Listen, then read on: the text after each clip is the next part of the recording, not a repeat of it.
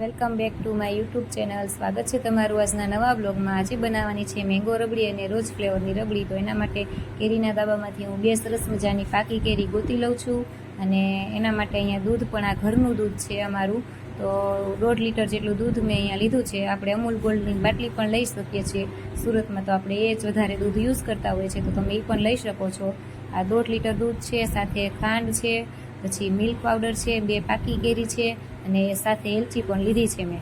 તો ચાલો હવે રબડી બનાવવાની શરૂઆત કરીએ.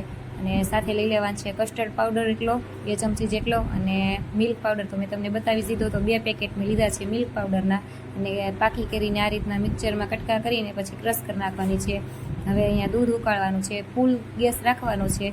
ગેસની આંચ ફૂલ રાખીને આપણે સારી રીતે દૂધને પકાવવાનું છે, જ્યાં સુધી તે અડધું ન થઈ જાય ત્યાં સુધી.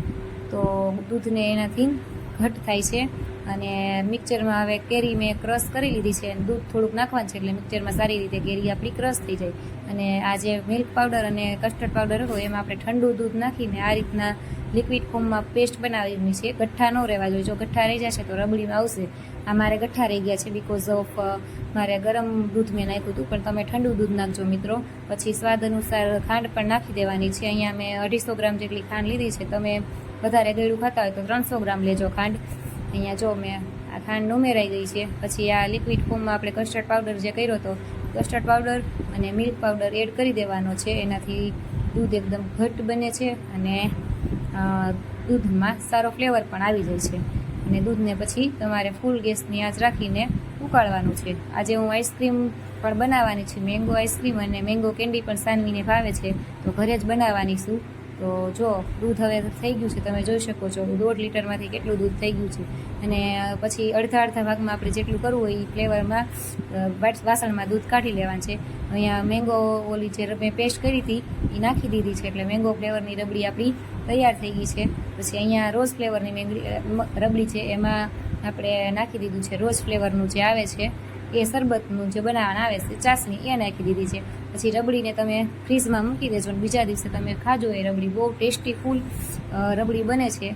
અને પછી એને ગાર્નિશ કરવા માટે આપણે કાજુ બદામના કટકા પણ એડ કરી શકીએ છીએ. અહીંયા હું કાજુ બદામનો પાવડર છે જે ભૂકો છે એ નાખું છું, અને પછી સારી રીતે મિક્સ કરી લેવાનું છે. પછી સાનવી માટે કેન્ડી બનાવવાની છે, તો એક સાનવીની નાની ગલાસડી છે, એ ગલાસડીમાં હું કાઢી લઉં છું અને ફ્રીઝમાં એને 24 કલાક માટે જામવા માટે મૂકી દઈશ. અને સાથે એમાં સાનવીને આઈસ્ક્રીમ પણ ભાવે છે મેંગોનું, એટલે નાની નાની વાટકી છે એમાં હું આ રબડી કાઢી લઈશ અને એ રબડીનું જ હું મેંગો આઈસ્ક્રીમ પણ બનાવીશ. જો અહીંયા ગાર્નિશ પણ કરી દીધું છે, કાજુ બદામ તૂટી ફૂટી આપણને જે ભાવતું હોય સૂકા મેવામાં એ નાખી દેવાનું. તો મિત્રો મળીએ આ નવા બ્લોગમાં. મારી ચેનલને સબસ્ક્રાઈબ કરજો અને કોમેન્ટ જરૂરથી કરજો. ત્યાં સુધી